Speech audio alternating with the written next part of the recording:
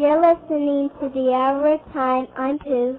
And I'm William Cooper. I pledge allegiance to the flag of the United States of America and to the republic for which it stands, one nation, under God, indivisible, with liberty and justice for all.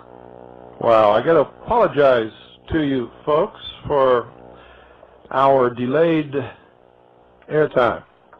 I don't know what went wrong here, but our equipment was playing the cues and the lead-in at about 500 miles an hour. It's never done that before. I don't know why it did it. I don't even know how it did it.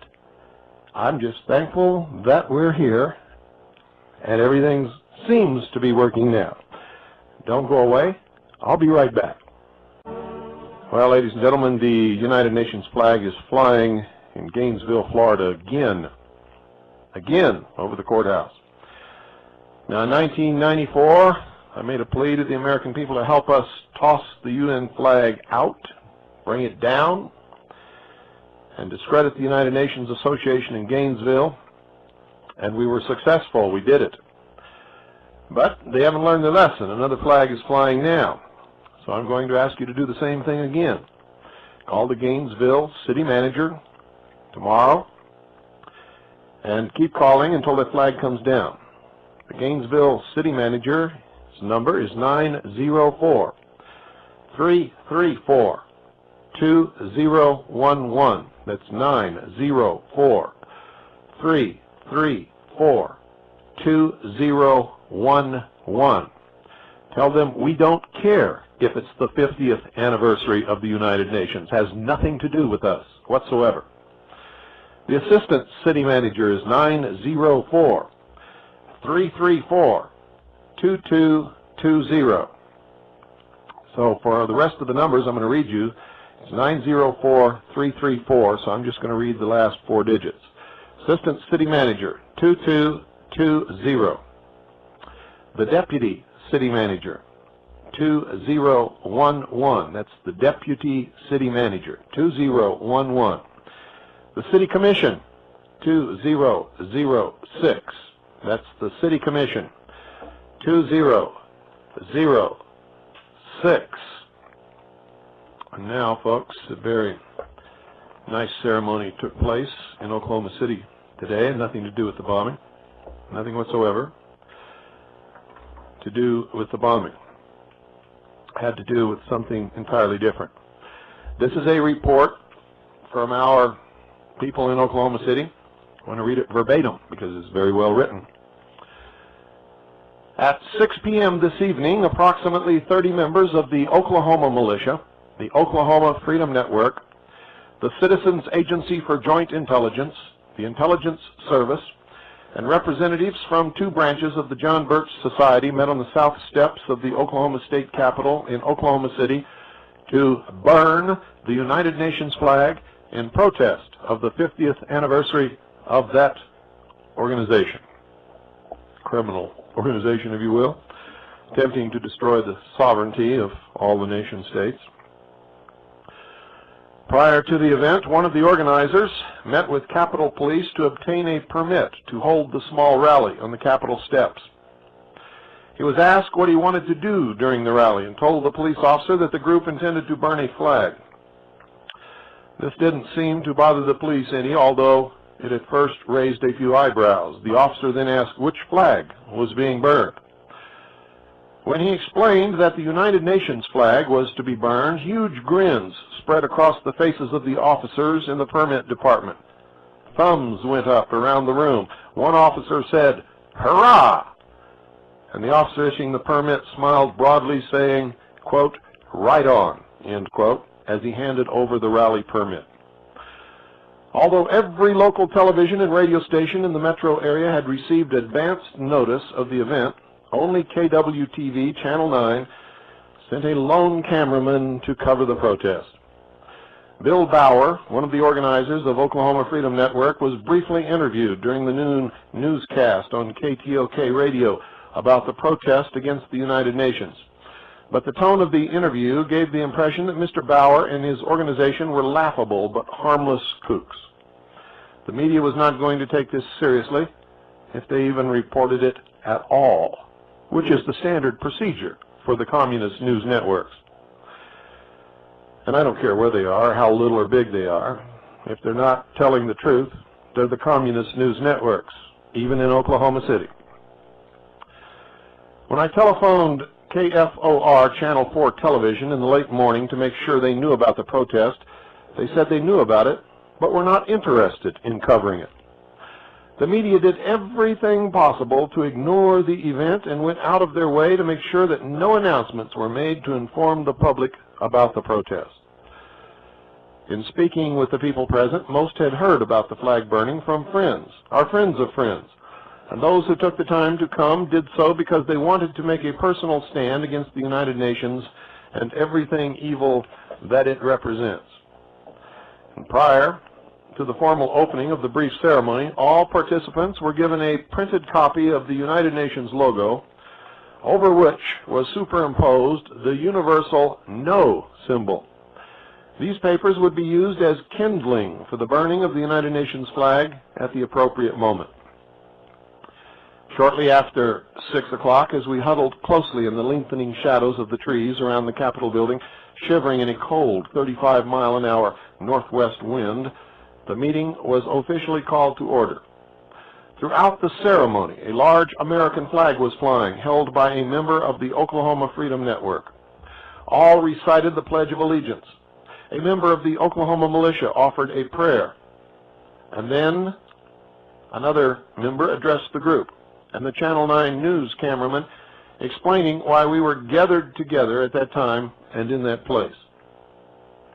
One of the members explained that similar ceremonies had been taking place all over the country, some yesterday, some today, and that patriots were gathering in many states to demonstrate against the United Nations and to support Specialist Michael New, who had refused to wear the United Nations insignia on his Army uniform and was facing court-martial because of his stand.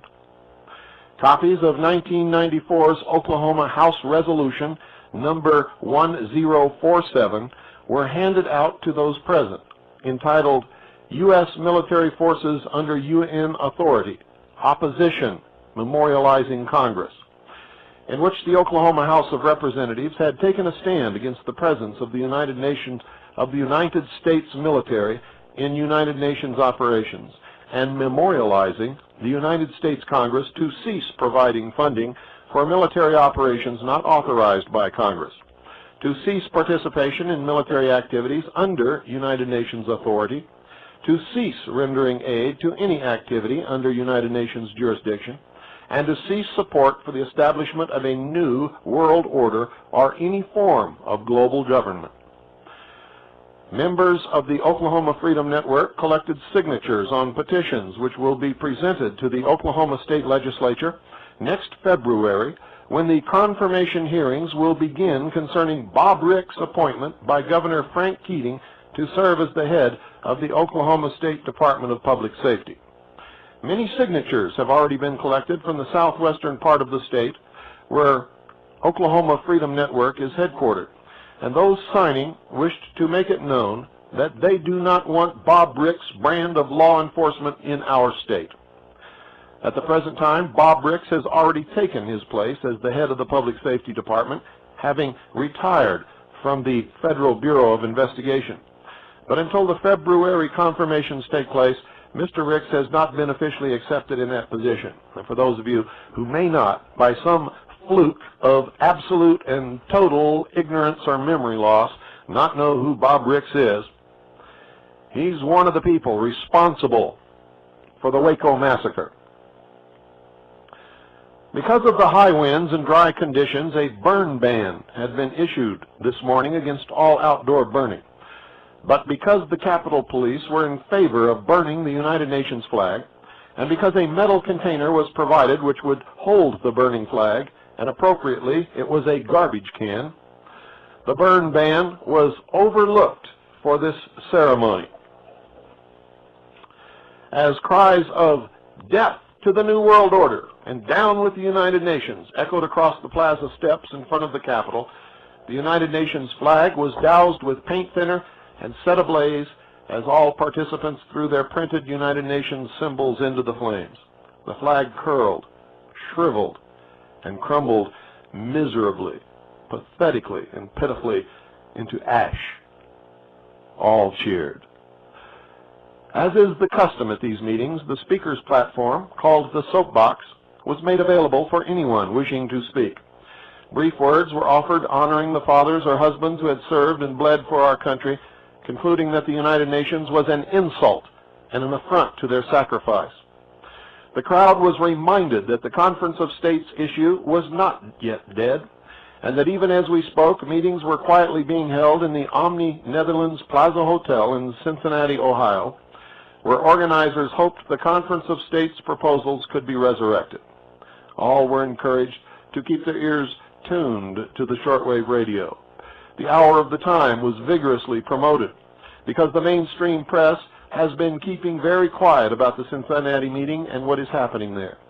The folks present were encouraged to go back to their areas, organize their people, and continue vigorously protesting against the Conference of States. We stopped it once, and it can be stopped again. The Oklahoma militia was discussed, and a brief explanation of the militia was given. The organizations present made known the times and places of their monthly meetings, and phone numbers and addresses were exchanged. The John Birch Society provided copies of the latest issue of the New American, and members spoke briefly about educational materials available from the Society. Now, folks, I don't have anything against the John Birch Society. In fact, I encourage membership. They have an awful lot of educational materials, and they do a lot of educating.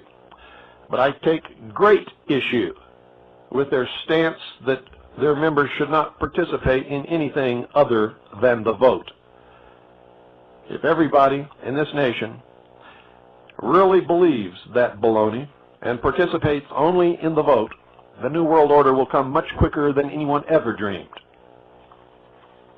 And its influence will be much more cruel, I can assure you. The vote is always rigged. Doesn't matter who you vote for. By the time there are two clear candidates opposing each other, they both belong to the other side, ladies and gentlemen.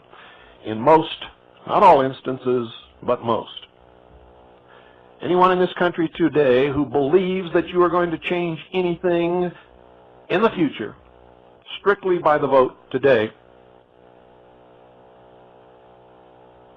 isn't playing with a full deck of cards. Or maybe you've taken a hint from Rush Limbaugh and you're sitting on half your brain. Or maybe you bent over the toilet and accidentally flushed it down. I don't know. But the vote is no longer the answer. Ladies and gentlemen, it should be clear. The last election should have made it clear. What's happening in the country today should make it crystal clear. Clinton is going to run unopposed, ladies and gentlemen, and the conservative vote is going to be fractured into 5 million pieces. As if it made any difference anyway. And you have people running that you're slathering all over for, who have given their oath of allegiance to foreign powers and secret societies and other agendas, most of which you're not even remotely aware of.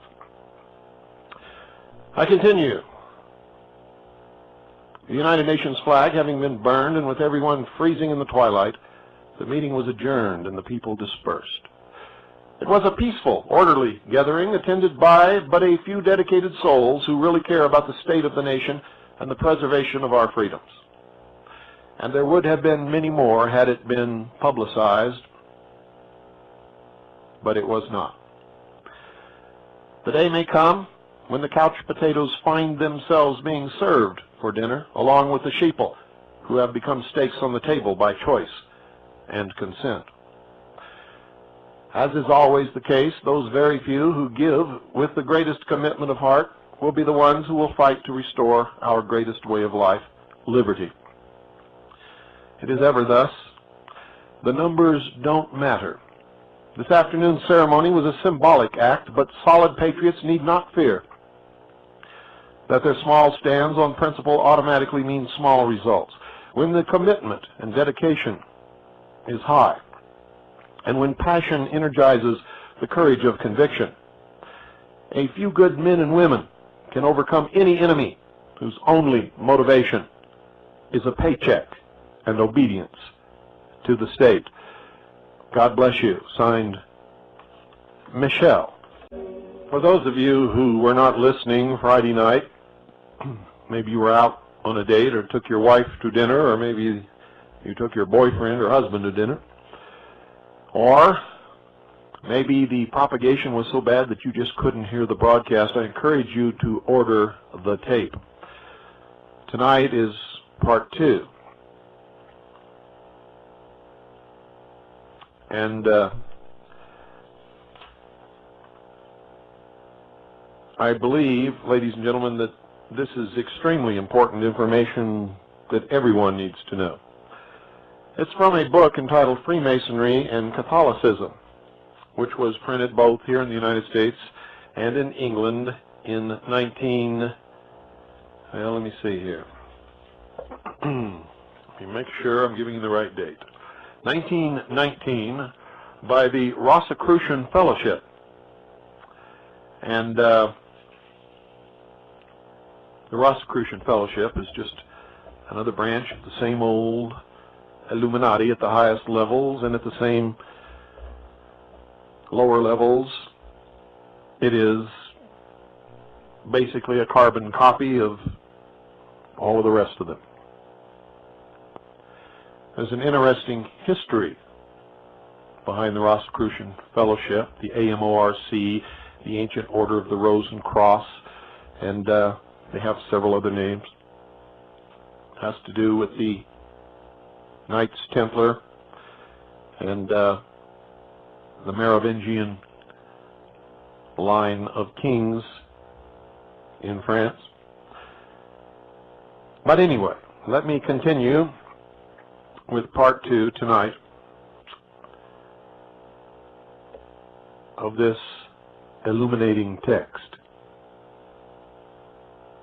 The Masonic legend is voluminous, circumstantial, even trivial, and seemingly far-fetched and fantastic to the uninitiated who fail to see the important hidden meaning underlying every word.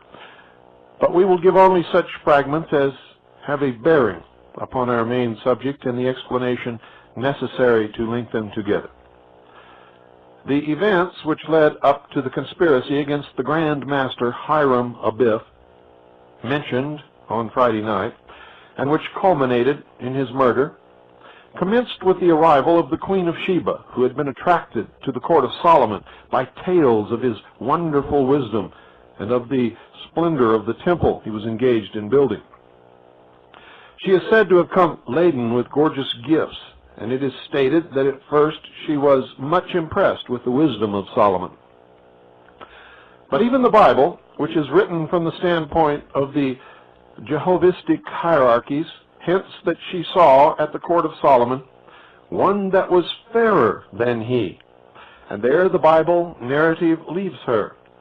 Her marriage with Solomon was never consummated, or the name of Mason would have faded from memory long ere the present day, and humanity at large would now be docile children of the dominant church without free will, choice, or prerogative. Nor could she be permitted to wed Hiram, who represented the temporal power, or religion would have been stamped out. She must wait for the bridegroom, who shall embody within himself the combined good qualities of Solomon and Hiram, but who is purified from their weaknesses. For the Queen of Sheba is the composite soul of humanity, and at the consummation of the work of our evolutionary era, she will be the bride, while Christ, whom Paul called a high priest after the order of Melchizedek, will fill the dual office of both spiritual and temporal head, where he will be both king and priest to the eternal welfare of mankind at large, who are now in bondage either to church or state, but waiting, whether they realize it or not, for the day of emancipation, symbolically represented as the millennium, when there will be a wonderful city, a new Jerusalem, a city of peace. And the earlier this amalgamation can be brought about, the better for humanity. Therefore, an attempt was made at the time and in the place which is said in the legend to be the scene of Solomon's and Hiram's love episode.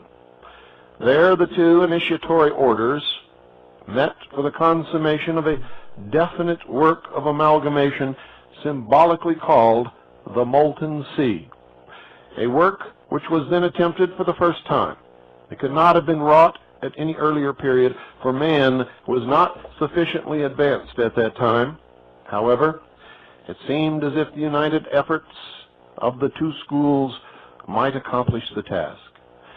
And had it not been for the desire of each to oust the other from the affections of the symbolic Queen of Sheba, the soul of humanity, they might have succeeded.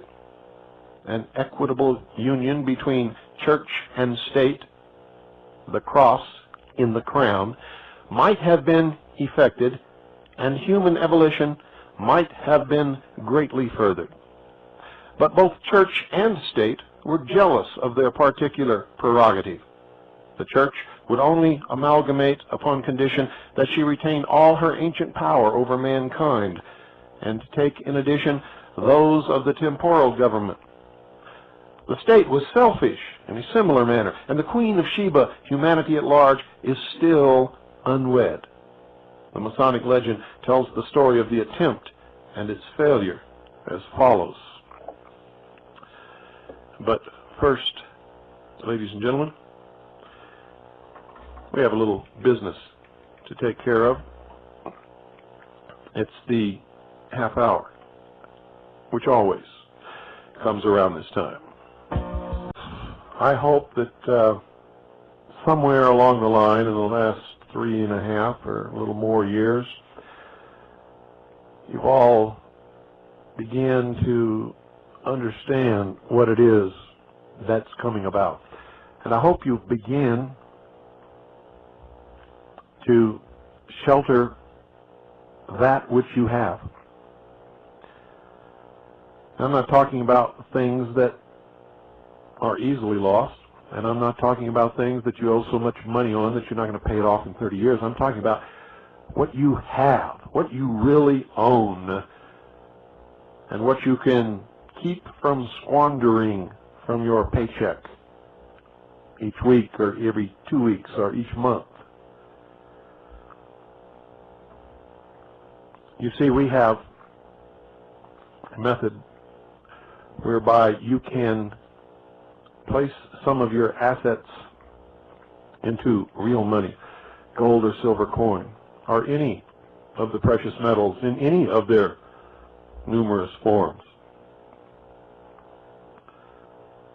And I hope that you have either begun to take advantage of that, or you have taken advantage of that, or you're in the process of taking advantage of it. But in case you have not, or you have not completed the business that you need to take care of, I urge you to call Swiss America Trading. Tell them you're a listener to the hour of the time, and that you want a copy of the most current newsletter. It's always filled with information jam-packed that you need to know. You'll get red carpet VIP treatment, I guarantee it. Ask them to discuss with you how you can take advantage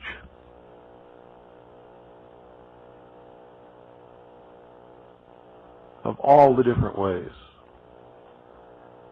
are maybe just one of the different ways by which you can obtain non-reportable, non-confiscatable hard assets that will have the same value 100 years from now that they did 100 years ago and that they do today. 1-800-289-2646.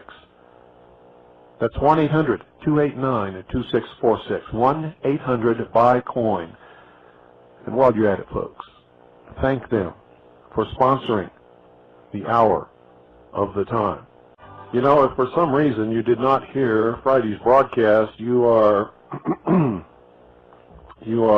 belaboring to understand what's going on tonight.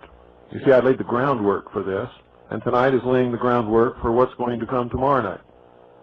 And then that will lay the groundwork for the night after.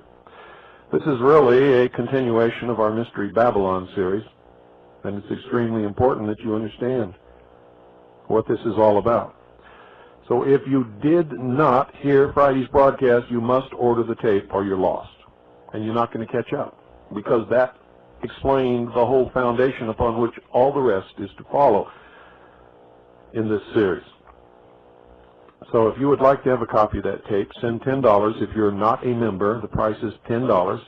If you are a member, either of CAGI or the Intelligence Service, the price is $8. Make sure you include your membership number with your order so that we can make sure that you get the proper service. Make check or money order payable to Annie, A-N-N-I-E, and send it to the Intelligence Service, Post Office Box 1420, Sholo, Arizona 85901. And don't worry if you can't spell Sholo, because it's the zip code that counts. And we're not worried about all that crap that says you're not something if you are, if you use a zip code, because that's a bunch of bullshit. Okay, folks? I now continue. When the Queen of Sheba had been shown the gorgeous palace of Solomon and had bestowed her choice gifts of gold and wrought work, she asked also to be shown the great temple, which was nearing completion. She marveled much at the magnitude of the work, but wondered at the seeming absence of workmen and the stillness about the place. And she therefore requested Solomon to call the workmen, that she might see who had wrought this wonder. But though the servants of Solomon at the palace obeyed the slightest wish of the monarch, and although he had been appointed by the God Jehovah to build the temple, these workmen were not subject to his authority. They only yielded obedience to one who had the word and the sign.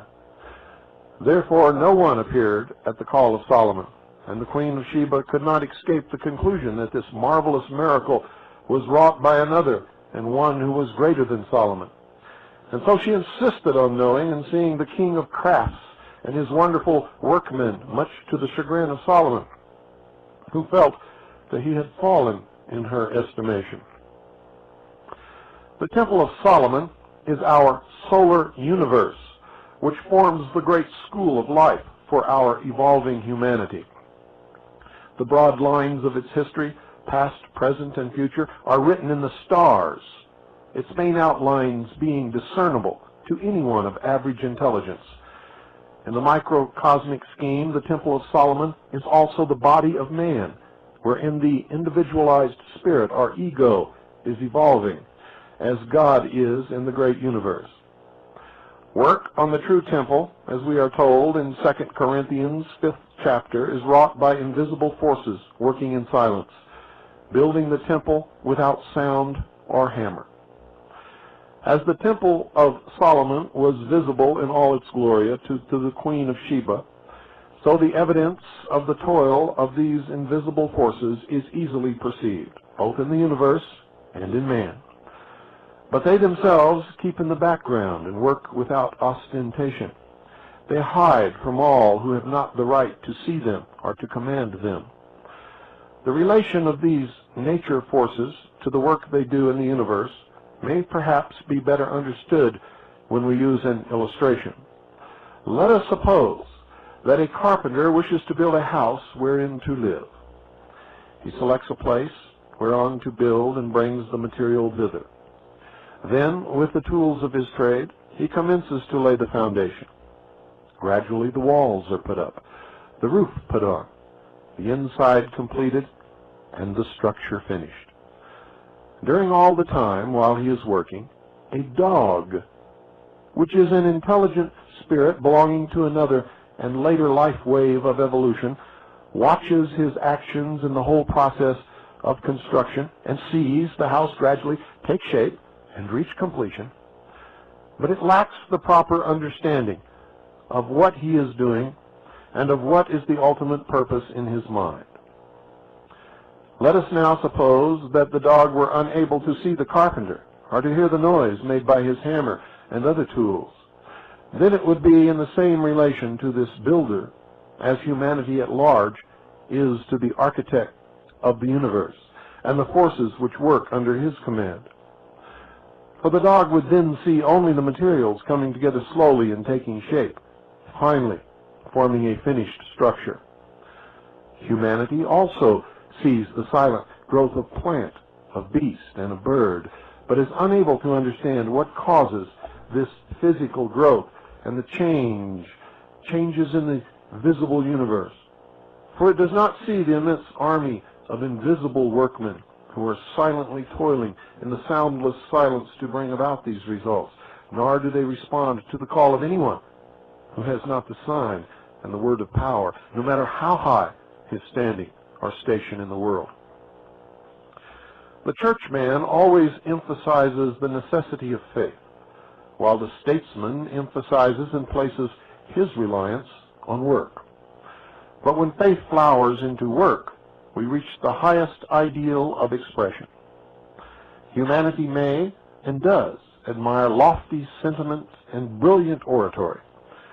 But when a Lincoln unbinds the shackles of a downtrodden race, or when a Luther revolts in behalf of the fretted spirits of humanity and secures religious freedom for them, the outward action of these emancipators reveals a beauty of soul never discernible in those who soar in cloudland, but fear to soil their hands by actual work on the temple of humanity. The latter are not true temple builders and would be unable to gain inspiration from the sight of that wonderful temple described by Manson in, quote, The Servant in the House, end quote. The author calls him man-son. This may mean that he regards him as the Son of Man, but it may also be that he meant mason, for the servant in the house was also a temple builder. It is wonderful what insight the author of the play must have had when he planned the scene where his servant, the workman in love with his work, tells the worldly-minded churchman, who is full of platitudes and as vile as a whited sepulchre, of the temple which he, the workman, built. This conception is a mystic gem, and we append it for the reader's meditation.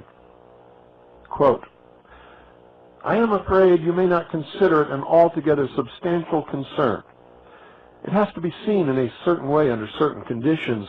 Some people never see it at all. You must understand that this is no dead pile of stones and unmeaning timber. It is a living thing.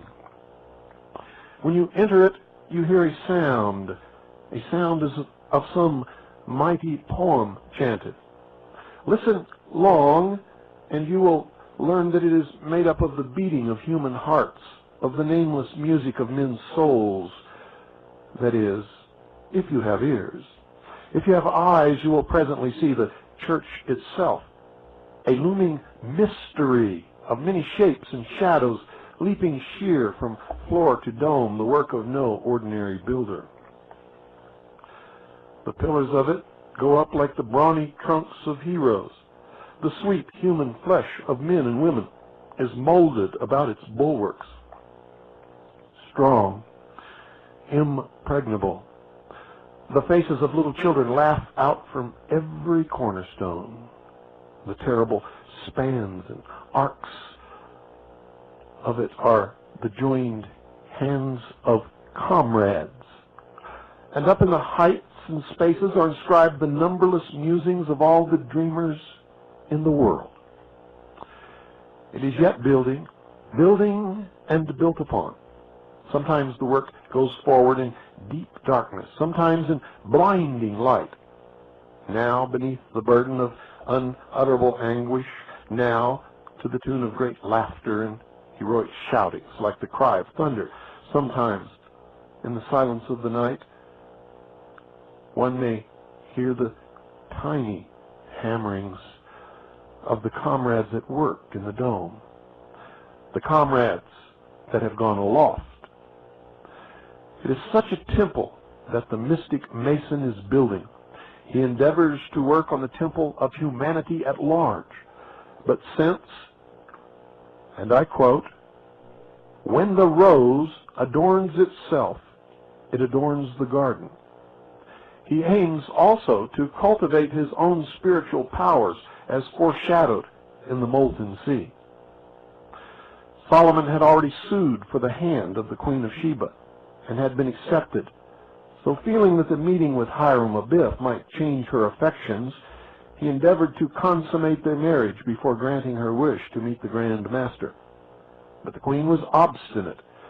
She sensed the grandeur of the master workman whose skill had wrought the marvelous temple, and she felt intuitively drawn towards this man of action, and she had never been moved by the wisdom of Solomon, which only found verbal expression in flowery speeches and high ideals which he was unable to carry into realization. Therefore, the reluctance of Solomon to let her meet Hiram-Abiff made the queen all the more anxious and importunate, so that at last Solomon was forced to accede to her request, and he grudgingly sent for the Grand Master. When Hiram-Abiff appeared, and Solomon saw the love light kindle in the eyes of the Queen of Sheba, jealousy and hatred took root in his heart. He was, however, too wise to betray his feelings. But from that moment the plan of reconciliation and amalgamation of the sons of Seth and the sons of Cain, which had been mapped out by the divine hierarchies, was doomed to failure, wrecked upon the rocks of jealousy and self-seeking. The Queen of Sheba, according to the Masonic legend, then requested Hiram-Abiff to show her the workmen on the temple. The Grand Master struck a nearby rock with his hammer, so that the fire sparks flew, and at the sign of fire, coupled with the work of power, the toilers of the temple flocked around their master in a great multitude, which no one could count, all ready and anxious to do his bidding. And this spectacle so impressed the Queen of Sheba with the wonderful power of this man that she determined to jilt Solomon and win the heart of Hiram-Abiff. In other words, humanity, when its eyes are opened to the impotence of the churchmen, the sons of Seth, who are themselves dependent upon divine favor, and when it sees the power and potency of the rulers of temporal fame, is then ready to rush to them and leave the spiritual for the material. This from the microcosmic angle of the matter. From the cosmic angle, our viewpoint, we note again that Solomon's temple is the solar universe, and Hiram-Abiff, the Grand Master, is the sun which travels around the 12 signs of the zodiac, enacting there the mystic drama of the Masonic legend. At the vernal equinox, the sun leaves the watery sign Pisces, which is also feminine and docile, for the belligerent and martial, energetic, fiery sign Aries, the ram, or lamb, where it is exalted in power. It fills the universe with a creative fire which is immediately seized upon by the innumerable billions of nature spirits who therewith build the temple of the coming year in forest and fen. The forces of fecundation applied to the countless seeds slumbering in the ground causes them to germinate and fill the earth with luxuriant vegetation, while the group spirits mate the beasts and birds in their charge, so that they may bring forth and increase sufficiently to keep the fauna of our planet at normal. And those of you in those few sentences may have recognized the lyrics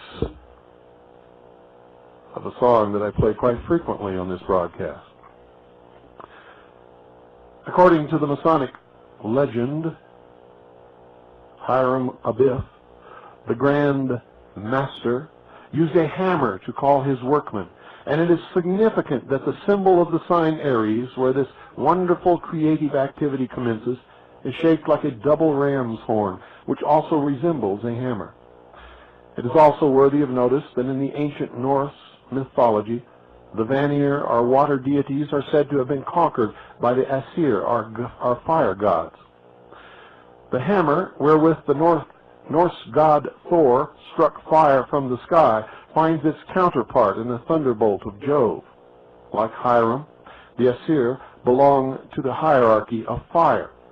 The Lucifer spirits, the sons of Cain, striving for positive mastership through individual effort, and therefore upholding the male ideal, the phallus, the obelisk, the generative force, thought, desire, action, which is dramatically opposite to that of the hierarchy which works in the plastic element water.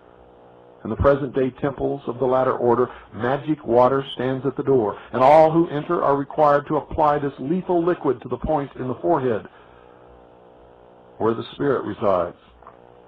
Their reason is drowned in dictums and dogmas, and the female ideal is worshipped in the Virgin Mary.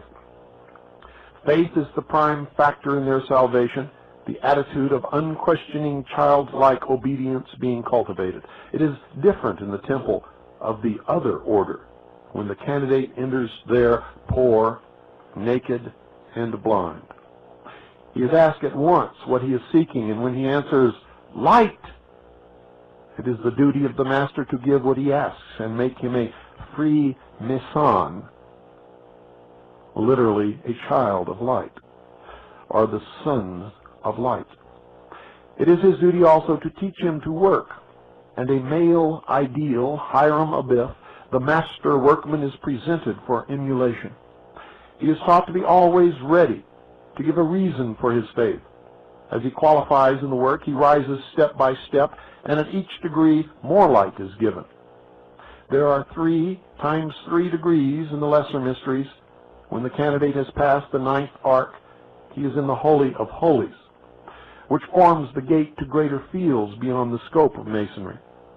For further elucidation of that subject, the student is referred to the chapters of initiation, volcanic eruption, and the number 9 in the Rosicrucian Cosmo conception. Advancement and promotion in mystic Masonry is not dependent on favor. It cannot be given till it has been earned, and the candidate has stored in himself the power to rise any more than a pistol can be fired till it has been loaded. Initiation is merely like pulling the trigger and consists in showing the candidate how to use the power latent within himself. There were some among the workmen on the temple who thought they ought to be promoted to a higher degree, but who had not the power within.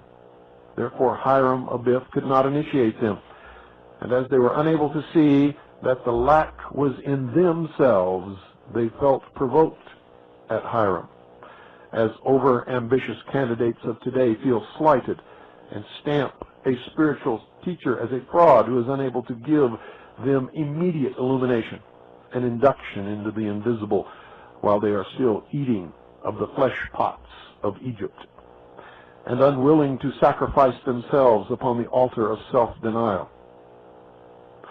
The dissatisfied among Hiram's men entered into a conspiracy to spoil his great masterpiece, the Molten Sea. And ladies and gentlemen, we will continue tomorrow night when we begin the casting of the Molten Sea. Remember, the soul or the rose cannot perfect itself until it has been sacrificed upon the cross of life. Now, it makes no difference whether you believe this or you don't believe it, but I will tell you that those who are bringing the great changes in the world today believe every word of it. And so it matters not whether you believe it or not, whether you care about it or not, whether you laugh at it or whether you take it seriously. It will affect you.